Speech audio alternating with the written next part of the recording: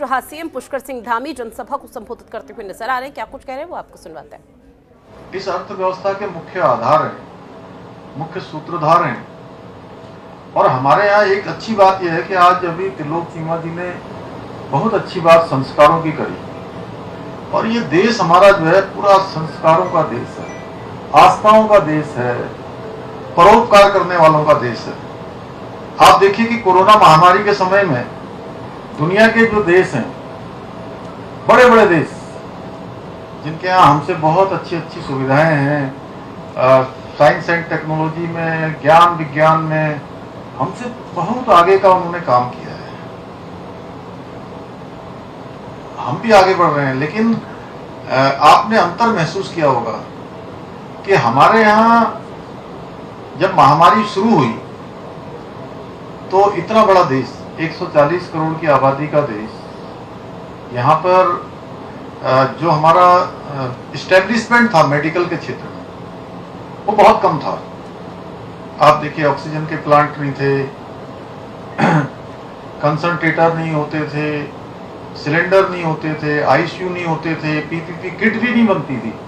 शुरुआत हुई यहाँ उधम सिंह नगर में भी लोगों ने पीपीपी किट बनाई।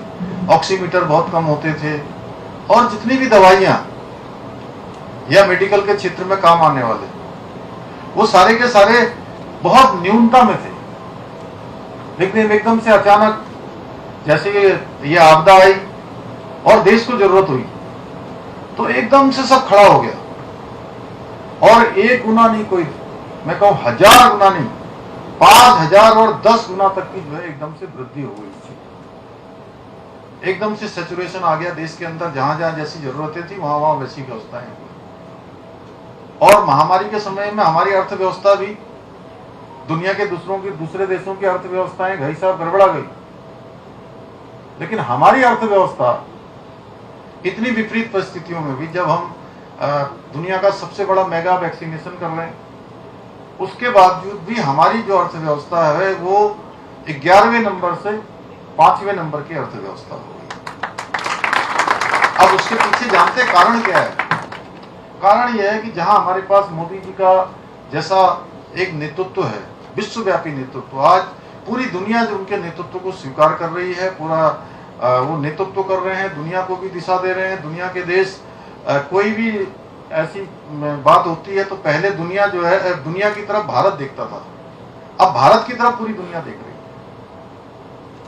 लेकिन उसके साथ साथ हमारे देश में जो परोपकार करने वाले लोग, अपनी कमाई में से लोगों के लिए भी खर्च करने वाले लोग, वो लोग अगर कहीं पूरी दुनिया के अंदर सबसे अधिक हैं, सबसे बड़ा दिल खोलकर काम करते हैं, तो वो हमारे ही देश में है। इसलिए भी जो है ये व्यवस्था, इसलिए संस्कारों का देश है।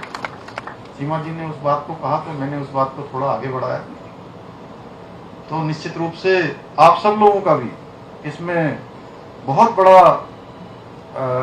योगदान है। और जो आप लोग हर वर्ष सरकार को लाखों करोड़ों रुपए का टैक्स देते हैं, उससे देश का विकास होता है, देश आगे बढ़ता है, हर क्षेत्र में देश की तरक्की होती है।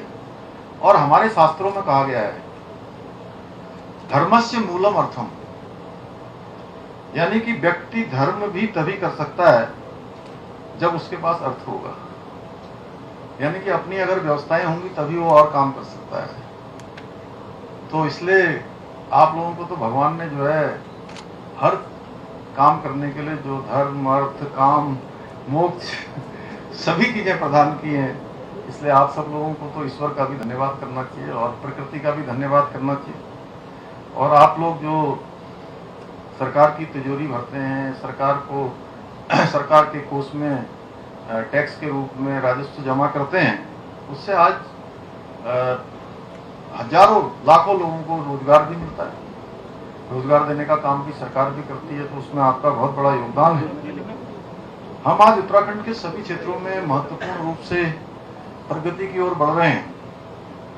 और आदरणीय प्रधानमंत्री जी द्वारा जो अनेकों काम शुरू किए गए हैं, जिसमें मेक इन इंडिया है, स्टार्टअप इंडिया है, और ऐसी केंद्र सरकार की जो बहुत सारी योजनाएं हैं, उनका बहुत योगदान है।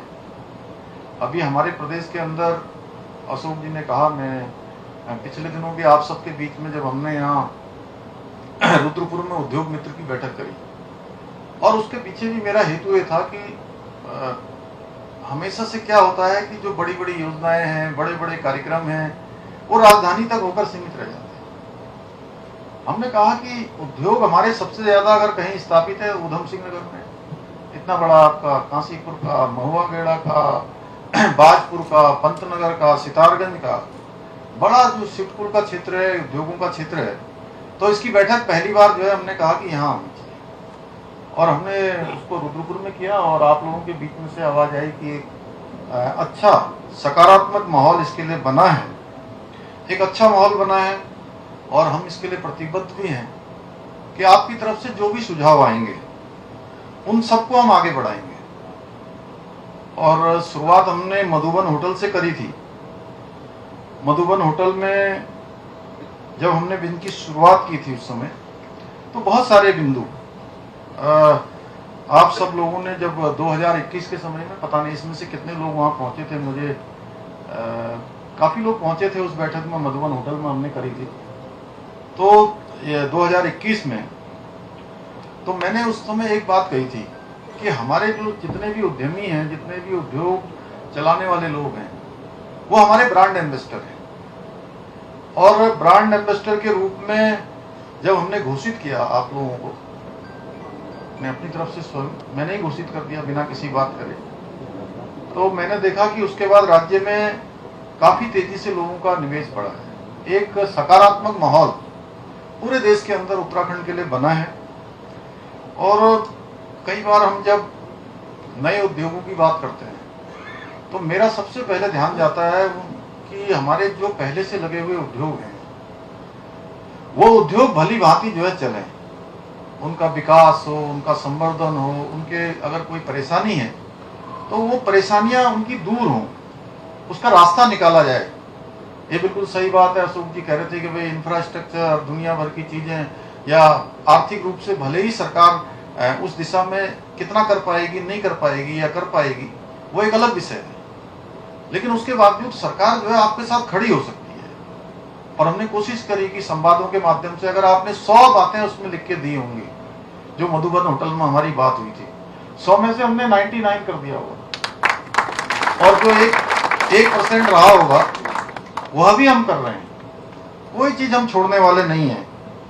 और आप सब लोगों के इस अच्छे माहौल के कारण से पिछले समय में हमारा 12,000 करोड़ से भी अधिक के निवेश के हमको अभी तक प्रस्ताव मिल चुके हैं, और जो पहले की तुलना में 40% से भी ज्यादा हैं। और हम जल्दी निवेश प्रस्तावों को धरातल पर उतारने का काम कर रहे हैं, उनको आगे पूरा करने के लिए तीव्र गति से काम हो रहा है।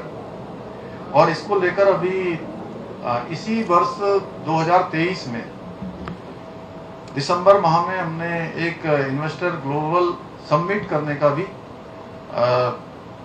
निर्णय लिया है। और इसमें, इस समिट में न सिर्फ राज्य में निवेश एवं रोजगार के अवसर बढ़ेंगे इससे, बल्कि अंतर्राष्ट्रीय स्तर पर उद्योगों के क्षेत्र में हो रहे जो नए आविष्कार हैं तथा उसकी तकनीक